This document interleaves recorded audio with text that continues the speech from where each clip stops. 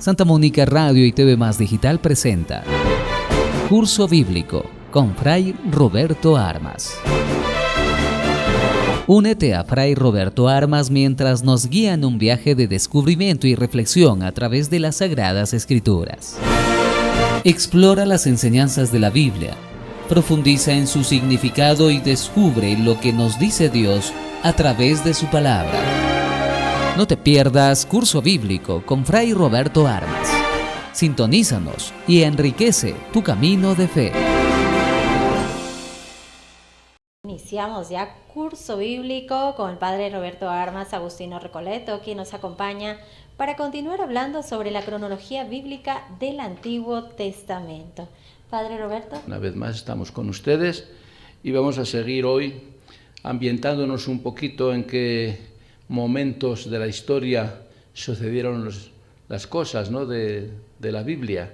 Entonces es importante saber ubicarnos, porque leemos la Biblia y no sabemos de qué tiempo es, de cuándo sucedió, cuándo pasó, en qué época se escribió ese libro, qué sé yo, ¿no? Entonces hacemos un recuento de todos los acontecimientos importantes de toda la historia de la salvación de la Biblia. Muy bien, Padre Roberto, vamos a iniciar entonces, como todos los días martes en Curso Bíblico, iniciamos una nueva enseñanza con la bendición de Dios. Comenzamos con la oración en la presencia de Dios. Señor, te damos gracias porque nos permites participar en este curso bíblico por medio de la radio. Nos reúnes y nos pones frente a tu palabra. Ayúdanos a acercarnos a ella con reverencia, con atención y con humildad. Envíanos tu Espíritu para que podamos acogerla con verdad, con sencillez, para que ella transforme poco a poco nuestra vida. Que tu palabra penetre en nosotros como espada de dos filos, que nuestro corazón esté abierto como el de María, Madre tuya y Madre nuestra, y como en ella la palabra se hizo carne, también en nosotros esta palabra tuya se transforme en obras de vida según tu voluntad. Amén. Amén. Muy bien, Padre, continuamos tratando sobre esa cronología bíblica del Antiguo Testamento y vamos a desarrollar una de las preguntas: ¿cuándo es el exilio a Babilonia y qué supone este acontecimiento? Bien, el exilio a Babilonia es un acontecimiento importante para la historia de Israel. Es prácticamente una parte media de todos los acontecimientos, desde Abraham hasta Jesús, ¿no? Entonces, más o menos entre los años 600 y 550 a.C. sucede este desagradable y fatídico acontecimiento, ¿no? Ya habíamos hablado la semana pasada que primero cayó el reino del norte, Samaria, por los asirios y fueron deportados a Asiria. A los pocos años le sucede lo mismo al reino del sur. El reino del sur es Judá, es donde está la capital, Jerusalén. Era la parte principal del pueblo de Israel, y por su mal comportamiento de los mismos reyes de esa época y de la gente en general, por su infidelidad a las normas que Dios había dado, por eso es que caen en un relajo moral, ético, religioso y en todo sentido, y por eso va a suceder este acontecimiento. Jerusalén y el reino del sur va a ser invadido por el imperio babilónico y va a ser el personaje principal Nabucodonosor. Nabucodonosor, emperador de Babilonia, emperador o rey, que es lo mismo, ataca a Israel, ataca al reino del sur y invade la ciudad de Jerusalén y logra la victoria. Esto sucede prácticamente en el año 587 antes de Cristo, ¿no? Entonces vence Nabucodonosor, la capital Jerusalén prácticamente es casi destruida, pero lo más lamentable es que es invadido el templo, famoso templo de Salomón, el templo de Jerusalén, y es prácticamente destruido, y pues Nabucodonosor roba pues todos los instrumentos religiosos, todos los símbolos religiosos que hay en el templo, y se los lleva a Babilonia, y con esas cosas religiosas también se lleva al pueblo, no a todo el pueblo, pero a la élite principalmente, al rey, a los principales personajes, tanto civiles como religiosos, y a las personas pues que pudieran producir algo, ¿no?, preparadas en algún trabajo, etcétera, pues carpinteros, albañiles y especialistas en obras y demás. Y eso se llama tradicionalmente el destierro de Babilonia.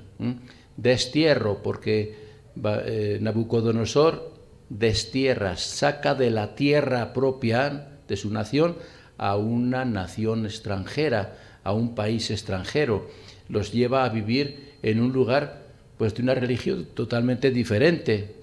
Era el politeísmo, era la idolatría, eran las imágenes, dioses que los creaba prácticamente el mismo emperador, y que obligaba pues a todos a seguir la adoración a esos ídolos que el mismo emperador creaba, ¿no? Eso pasó, pues en algunos libros se nos relata un poquito cómo fue esa vida de unos 50 y tantos años que tiene que pasar el pueblo de Israel, el pueblo del Reino del Sur, de Jerusalén, en Babilonia, con Nabucodonosor como el opresor, ¿no?, como el dominante, el emperador. Nabucodonosor, pues históricamente, según los libros de historia, reinó durante los años del 605 al 562, en esa época. Entonces el 587 fue su invasión, fue su dominio principal y el destierro famoso del pueblo de Israel. Entonces en esta época Nabucodonosor, personaje histórico, ¿no? Y personajes, o sea, de esta época también del pueblo de Israel, y más bien religiosos, pues son algunos profetas. Principalmente participa ahí la profecía de Jeremías,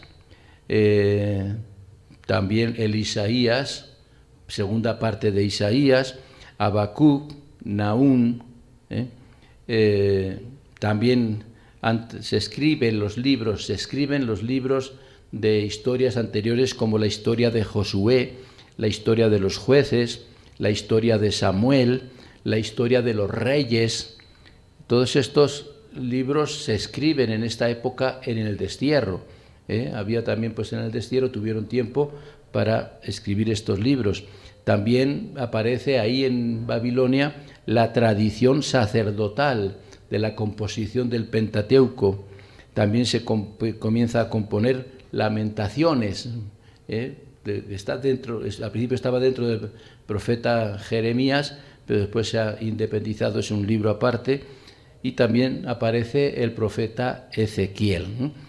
Ahí en ese mismo destierro de Babilonia comienza ya a sobresalir otro emperador o otro rey, pero que no es de Babilonia, que es de cerca, el rey persa, rey de los persas y de los medos, según la historia, Ciro. Este Ciro sobresale sobre todo en el año 549 antes de Cristo, o sea, un año antes del regreso, el fin del destierro de Babilonia, ya aparece Ciro. Y como profeta aparece el segundo Isaías, la segunda parte de... Bien, pues es un momento también histórico más importante que el anterior. El anterior fue el destierro, por lo tanto fue un acontecimiento de desgracia, ¿no? Y el regreso ya es un acontecimiento de alegría, de entusiasmo, de volver a la normalidad. Es por lo tanto crucial ese momento, que se lleva a cabo en la historia en el año 538. 538. Si en el 587 fue la deportación a Babilonia, el destierro a Babilonia, el 538 fue el regreso. Calculamos más o menos unos casi 60 años, ¿no? ¿Y cómo sucedió esto? Estaban esclavos prácticamente, estaban cautivos ahí en Babilonia, y el emperador Nabucodonosor los tenía oprimidos, pero Babilonia también fue invadida. Era un tiempo de guerras y de invasiones y demás, ¿no? Entonces un imperio siempre sucede a otro, ¿no? Con sus batallas y demás. Y el que se va a apoderar de Babilonia y va a vencer a Nabucodonosor y a todo su imperio en el año 539 a.C., es Ciro, que hemos mencionado antes. Ciro ya tenía fama como rey persa, estaba a los alrededores de Babilonia hasta que lo invadió y dominó, ¿eh? Y se quedó como rey de Babilonia, como repito, en el 539. Un año después, Ciro es inspirado de alguna manera, es un instrumento de Dios. Dios también utiliza instrumentos, tanto reyes buenos y religiosos como reyes paganos también. Este rey pagano, Ciro, como que Dios lo utiliza como instrumento para que dé un decreto y permita al pueblo de Israel regresar a su tierra. Es el gran momento histórico, pero Dios es el que toca a Ciro, ¿no? Y lo mueve a compadecerse de este pueblo y a permitirle que vuelva y regrese a reconstruir su nación, a reconstruir su capital, Jerusalén, pero principalmente los envía de regreso a su tierra con una orden explícita, clara: reconstruyan el templo. Como que Dios había inspirado a Ciro, o se le había parecido de alguna manera, y le había indicado eso, que tenían que volver a reconstruir el templo destruido por Nabucodonosor. Entonces, al año siguiente de tomar posesión Ciro de Babilonia, al año siguiente ya da este decreto y permite salir una parte del pueblo de Israel de regreso a su tierra a reconstruir el templo. Y esa reconstrucción del templo se va a dar pues en los años siguientes, pero tiene que haber muchos preparativos y había confusión que si se atrevían a reconstruirlo o no. Entonces, en el 520 al 515 a.C. Es cuando comienza esta reconstrucción. Encarga a dos personajes importantes. Primero, Esdras como religioso, líder religioso, encargado del templo, sumo sacerdote, ¿no? Y le va a acompañar el gobernador, la autoridad civil, que va a ser Nehemías. Entonces son Esdras y Nehemías, que hay dos libros contando un poquito de estas crónicas, de la actuación de esos dos personajes, de lo que hicieron para reconstruir el templo. Estamos, por lo tanto, entre los años, repito, 500 y 550 antes de Cristo, ¿no? La misión de Esdras, pero 520, 515 es cuando comienza la reconstrucción. En este tiempo ya sucede a Ciro también Darío, su hijo, después Jerjes. Son los distintos reyes que van sucediendo y que, gracias a Dios, pues apoyan esta reconstrucción de Israel y de Jerusalén y del templo, ¿no? Jerjes I, sucede en este tiempo una batalla famosa ¿por qué? Por el nombre, Maratón, y porque alguno tuvo que correr para pasar comunicados, pues los kilómetros, 40 o 50 kilómetros, para dar avisos del triunfo de la batalla o de cómo iba la batalla, y de ahí salió las carreras de maratón que ahora tenemos y se conserva, ¿no? Pues ahí fue, por esa época fue la batalla de Maratón y la batalla de Salamina, y eso ya en Grecia. Artajerjes I, en Atenas, en Grecia, Pericles, después le sucede a Tajerjes II y al final vendrá un Filipos de Macedonia como reyes que gobernaban en alrededores de Jerusalén, alrededores de Israel. En Israel lo que sucede para el pueblo judío son las misiones de Esdras y de Nehemías, los dos encargados de reconstruir el templo. Leíamos una lectura, era de Nehemías, donde se nos relataba el momento en que al reconstruir el templo, entre los escombros se encuentra el libro que se conservaba hasta entonces de la ley, y el pueblo se alegra y lo leen públicamente y demás, ¿no? Una alegría para todo el pueblo poder leer el libro que te conservaban de la ley, de los prácticamente parte del Pentateuco, no completo, porque eso se va a recomponer próximamente, pero los 10 mandamientos y todo lo que compone, lo que conlleva cumplir esos mandamientos, se lee públicamente al pueblo cuando se está reconstruyendo el templo, y eso es lo que anima al pueblo a seguir trabajando y a seguir con ilusión esa reconstrucción del templo. Personajes importantes religiosos o libros que se fueron componiendo en este tiempo de la reconstrucción del templo y de Jerusalén al regreso del destierro de Babilonia fueron los profetas Ageo, Zacarías, apareció también ya el tercer Isaías, Malaquías, Abdías, Jonás. Se finaliza ahí todo el libro de los Proverbios, los Salmos. Se compone, definitivamente se fusionan todas las fuentes que habían dado origen al Pentateuco, a los 5 primeros de la Biblia, y se compone definitivamente en tiempo de Nehemías el Pentateuco. Ese que es el libro que se encontró, ya se completó fusionando las distintas tradiciones que había, y se compone los 5 libros de la Biblia ya oficialmente, llamado la Torá.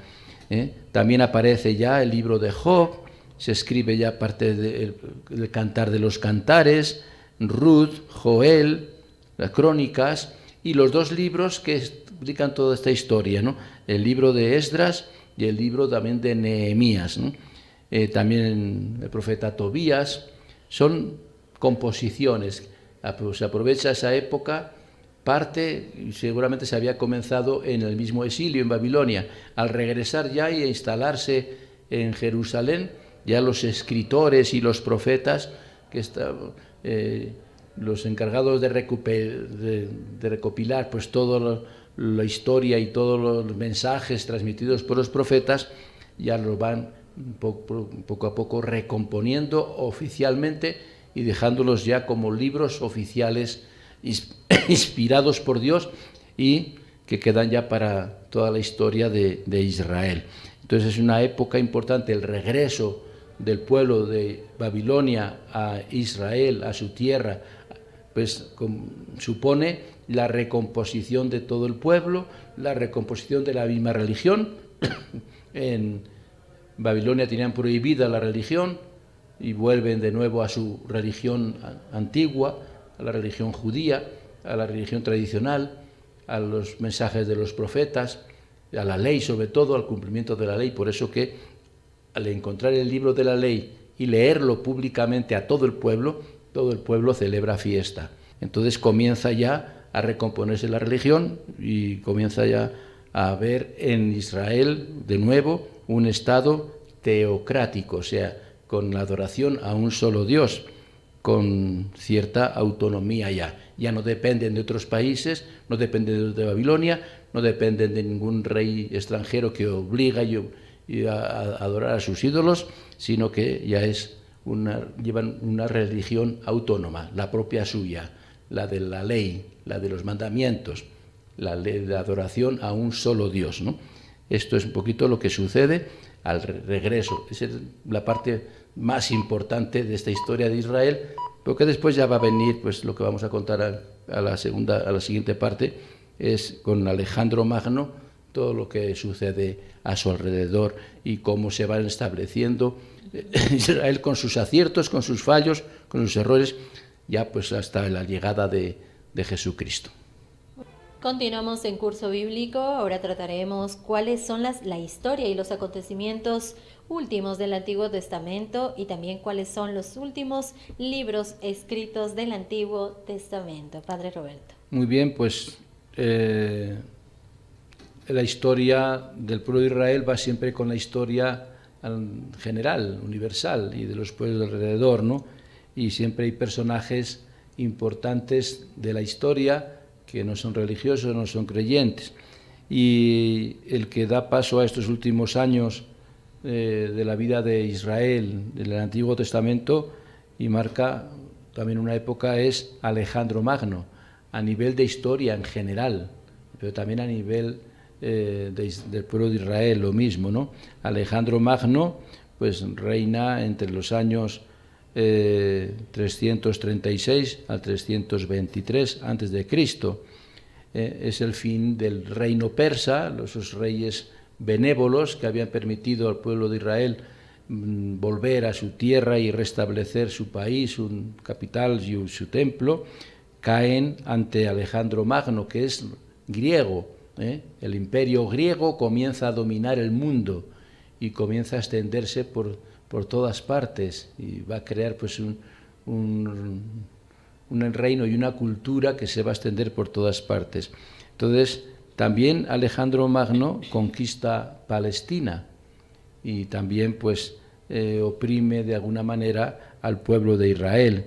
Entra en Palestina Alejandro Magno en el año 333, más o menos, 333 antes de Cristo, pero la toma de posesión de su dominio prácticamente es en el 336, ¿no? Antes de Cristo. Entonces ahí ya Palestina se ve sometida a este imperio griego, también algunos imperio de Egipto también domina parte de Israel también, y bueno, pues van a surgir ahí varios acontecimientos de autodefensa del pueblo de Israel ante estos imperios que traen su religión, ¿no? Cada uno lleva su religión, los griegos, pues esa famosa mitología griega y demás, ¿no? Entonces aparece también la resistencia en el pueblo de Israel. Habrá quienes se resistan para defender su fe, defender su religión y demás, y veremos que más adelante, pues ya casi 100 años después de dominio griego, aparece la resistencia de los hermanos macabeos. Hay persecución religiosa intensa contra la religión judía y se levantan los hermanos macabeos, ¿no?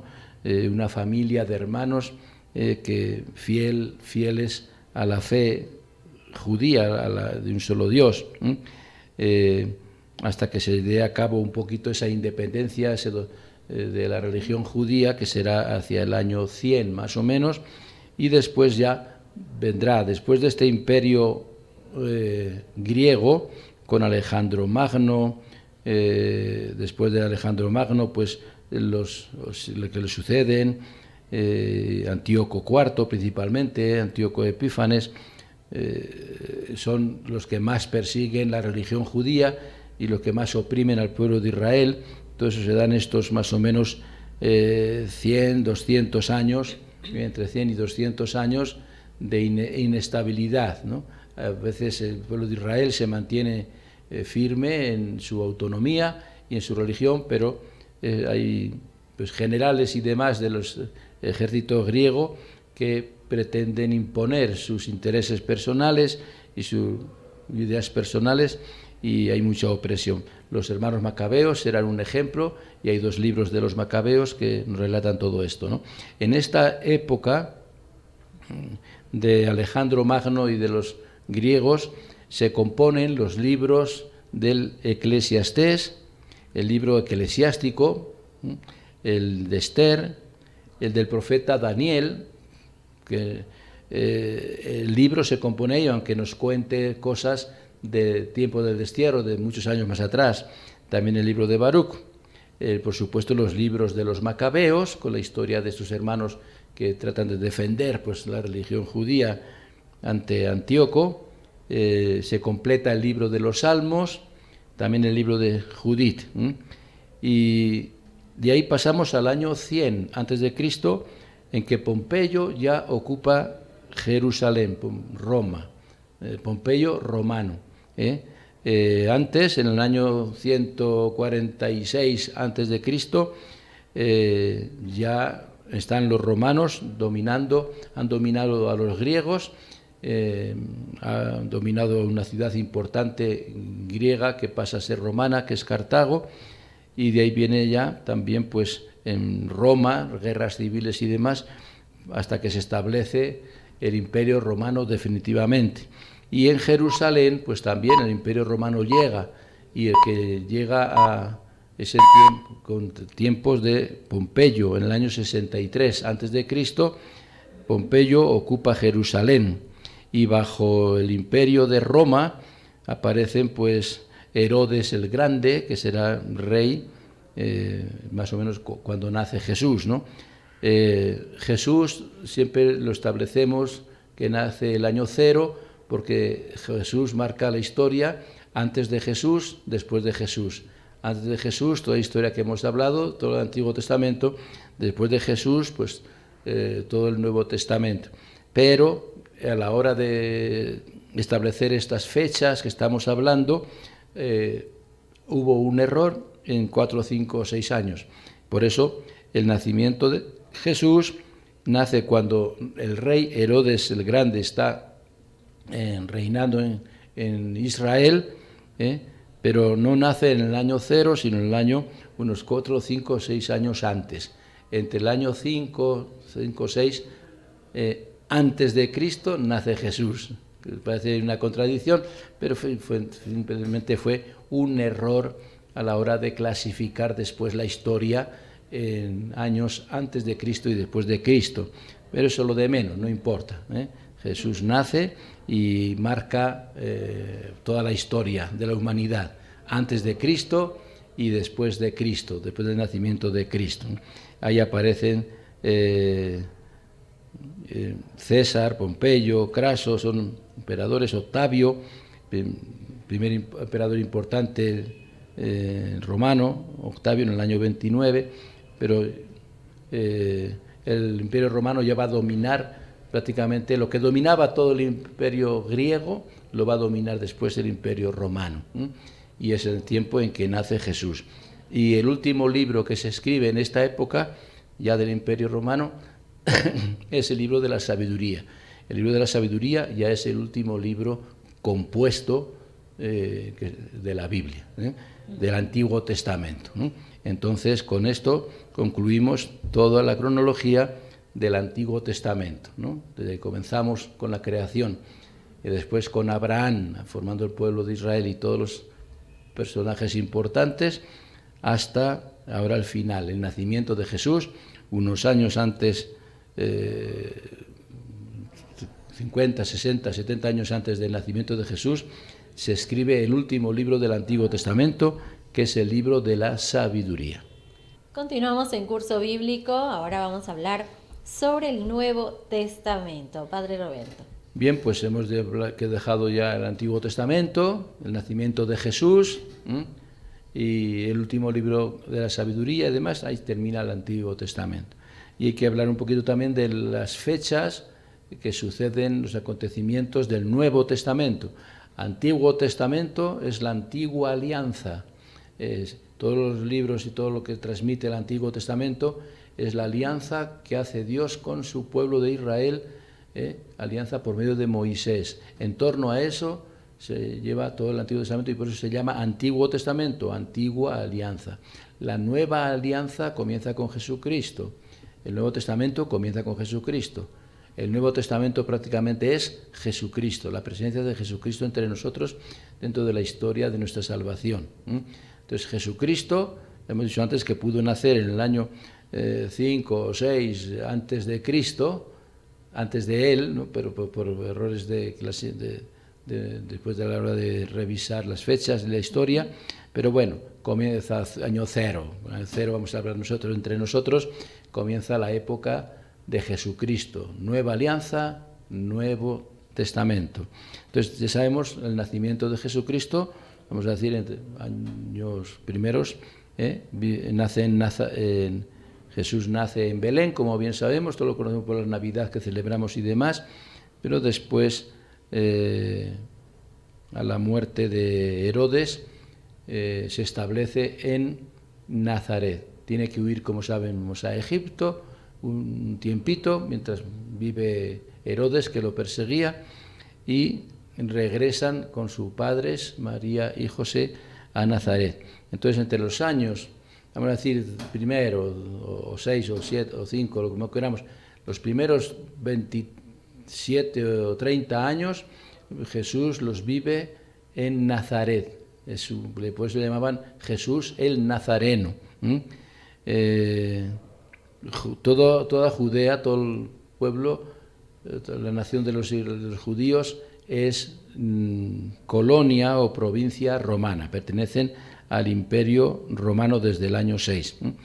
En el año ya, cuando Jesús tiene más o menos entre 27 y 30 años, porque todo no está seguro, comienza su vida pública, ¿no? Su vida pública, su predicación y demás, que es lo que estamos viendo estos días, pues al leer los evangelios y demás. Toda la vida de Jesús hasta su muerte, su pasión y su muerte y su resurrección, que suceden aproximadamente alrededor del año 30.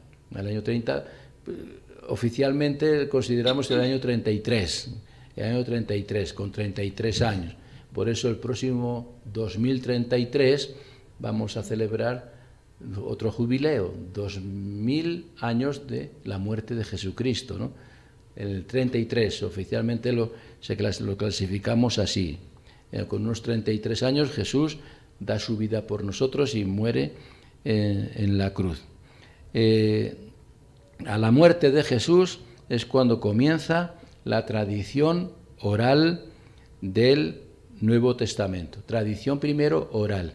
Cuando muere Jesús, los apóstoles, antes de la muerte de Jesús, después de la muerte, en la resurrección, se aparece Jesús y Jesús los envía a los apóstoles por todas partes. Ahí comienza la tradición oral de lo que llamamos el Nuevo Testamento, porque la predicación es tradición oral. Eso que predican después se va a escribir en los evangelios y demás, o en los Hechos de los Apóstoles, y ya será la tradición escrita, cuando se escriba, pero todavía no se escribe. Después vamos a ver cuándo se escribe. Primero es tradición oral. Con la muerte de Jesús comienza la tradición oral. El personaje civil de esa época es Pilato, porque es el que lo manda crucificar. Después ya viene la vocación el envío de Jesús a los apóstoles y la vocación de Pablo, la conversión de Pablo, que comienza también el apostolado de San Pablo. Entonces comienzan a escribir también algunos fragmentos ya de lo que predicaban los apóstoles, de lo que predicaba Pablo, ¿no?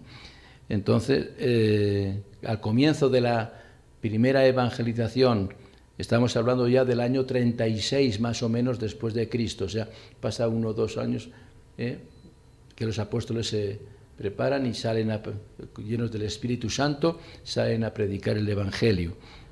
Ahí en los primeros años, primero la vocación de Pablo, después el primer apóstol que muere mártir en Jerusalén, que es Santiago el Mayor, que es decapitado por las autoridades.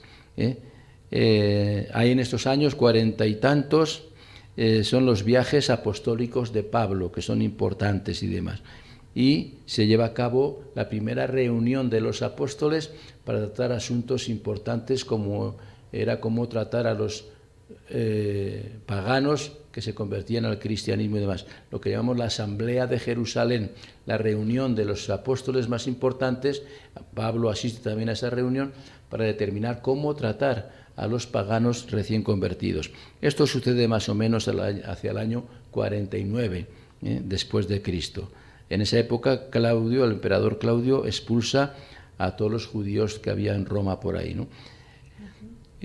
También se comienza a escribir un libro que no se conserva, que es el Evangelio de San Mateo, El Evangelio de San Mateo es el primer evangelio que se escribe en arameo, en el idioma arameo, pero que se perdió. Después habrá otro evangelio de San Mateo escrito un poquito después.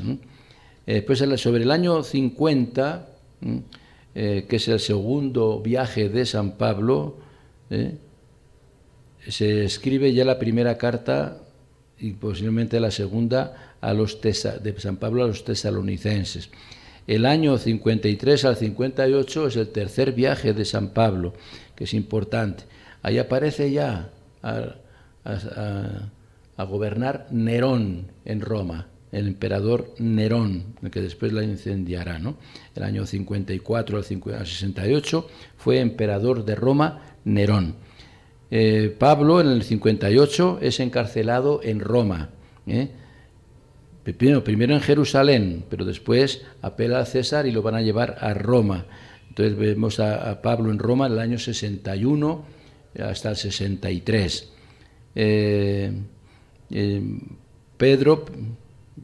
Muere primero Pedro en Roma el año 64 y Pablo muere en Roma el año 67. Mientras tanto ya se han escrito distintas cartas de San Pablo, cartas a los tesalonicenses, cartas a los gálatas, cartas a los corintios, a los romanos, a los filipenses, a Filemón. También se ha escrito ya la carta de Santiago, las cartas de los colosenses, Efesios, Filipenses, Filemón, la primera de Pedro, el Evangelio de San Marcos, el de San Mateo, por supuesto, cartas de primera Timoteo, Tito, Hebreos, segunda carta de Timoteo. Son todas las cartas que se han ido escribiendo antes del martirio de Pablo en Roma. El martirio de Pablo en Roma es el 67 y ahí en ese año también, en esos años, es el incendio de Roma por Nerón y echa la culpa a los cristianos. Y pues la persecución fuerte y dura, que murieron muchos mártires cristianos, primeros mártires cristianos. En el año 70 se da la destrucción de Jerusalén. Los romanos destruyen Jerusalén el año 70. El emperador es Vespasiano. Y después le sucede Tito como emperador. Después Domiciano y después Trajano. Son distintos emperadores que van sucediendo, todos ellos en el siglo I, antes del año 100 antes de Cristo. Y en esa época, en esos años, entre el 70 y el 100, es que se escriben el Evangelio griego de Mateo. Antes el primero fue arameo, es el Evangelio griego de Mateo, que conservamos hoy, Evangelio de Lucas, el libro de los Hechos de los Apóstoles, el Evangelio de San Juan y también las cartas de San Juan, las 3 cartas de San Juan y el Apocalipsis. Prácticamente son los últimos libros del Nuevo Testamento, que también las cartas de Judas y la segunda de Pedro parece que fueron entre esas y el Apocalipsis son los últimos libros ya del Nuevo Testamento y por lo tanto también de la Biblia. Entonces es un poquito el recuento histórico del Nuevo Testamento. Personajes: Jesús es el principal, es el central, porque Jesús es el más importante de siempre. Y después, con Jesús, los apóstoles. Los apóstoles que, enviados por él, salen a predicar y extienden el Evangelio y extienden la Iglesia poco a poco. Y los apóstoles con Pablo incorporado a última hora, porque Pablo se convierte ya de mayor, persiguiendo a los cristianos, y se hace apóstol con los demás apóstoles, y tanto los 11 apóstoles más Pablo son los promotores que lanzan a la Iglesia y a la evangelización en los primeros tiempos, ¿no? De allá pues irán muriendo los apóstoles, irán muriendo Pablo también, y ya serán sus sucesores los que continúen la labor en la Iglesia. Pero es la historia del comienzo de la Iglesia. Comienza con Jesucristo. La Iglesia es Jesucristo. El Evangelio, todo es Jesucristo. Y la Iglesia la conforman pues los seguidores de Jesucristo y a los cuales Jesucristo les encomienda una tarea: evangelizar.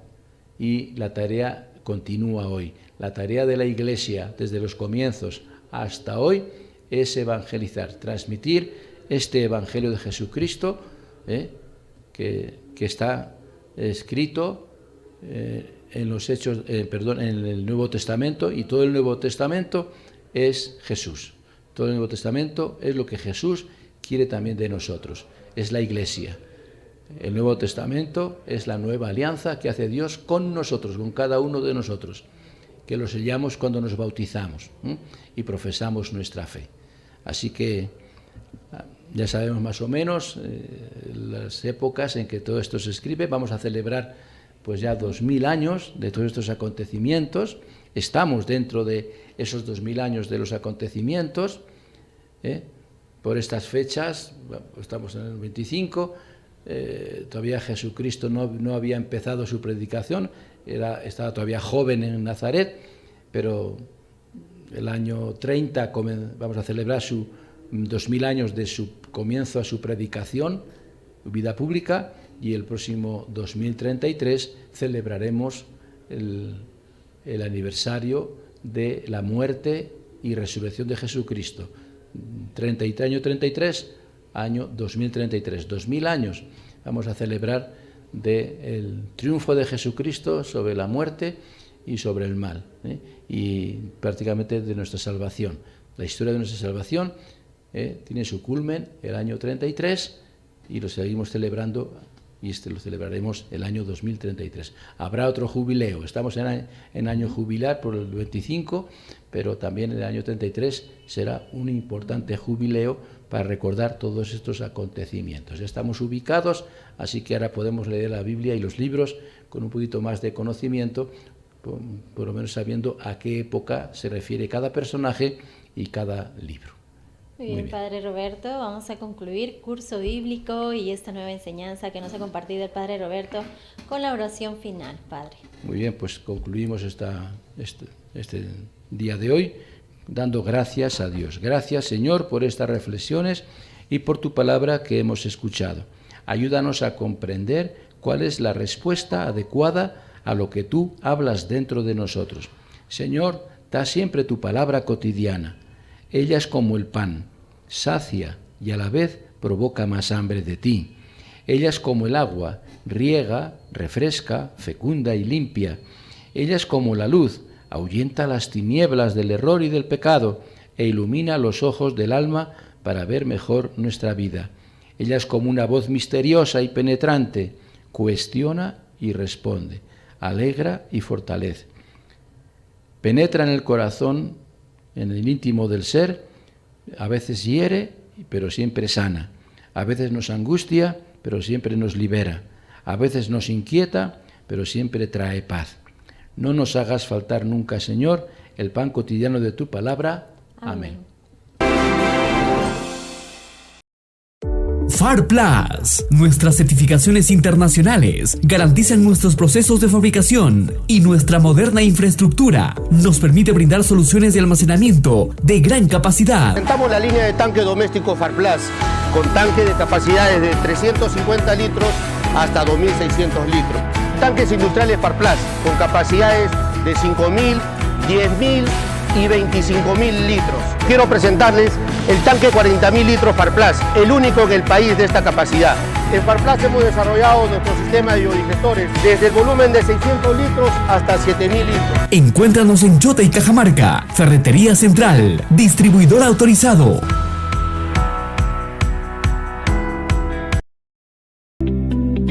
Doctor Juan Carlos Verástegui, cirujano oncólogo, especialista en el manejo del cáncer de cabeza y cuello, tiroides, lengua y mucosas, piel, cáncer de mamas, piel y partes blandas, cáncer de esófago, estómago, hígado, páncreas, colon y recto, tumores retroperitoneales, cáncer de vulva, vagina, cervix, cuerpo del útero y ovario, cáncer de pene, testículo, próstata, vejiga, riñón. Atiende en Onconor, Las Diamelas, 285, Santa Victoria, Chiclayo. Celular 935-776-774.